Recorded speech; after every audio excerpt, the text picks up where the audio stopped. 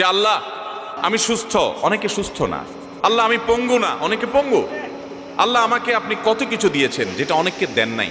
আমার চোখ দুটো ভালো, আমার অনেক নেয়ামত আমি আপনার ভোগ করছি। আল্লাহ আমি আপনার নেয়ামতের শুকরিয়া আদায় করছি, স্বীকৃতি দিচ্ছি, কৃতজ্ঞতা আদায় করছি। হে আল্লাহ, আপনার রাসূলের প্রতি আপনি রহমত নাজিল করেন। আপনি যদি লম্বা চড়া বিস্তারিত না বলতে পারেন, আপনি সূরা ফাতিহাটা পড়েন, আলহামদুলিল্লাহ রাব্বিল, আল্লাহর প্রশংসা সেখানে হয়ে গেছে, আলহামদুলিল্লাহ রাব্বিল আলামিন পড়েন, দুরূদ শরীফ পড়েন, বাস। এরপরে আপনি এবার বলেন আল্লাহ আপনি আমাকে মাফ করে দেন। আল্লাহ আমার বাবা চলে গেছেন, তাকে মাফ করে দেন।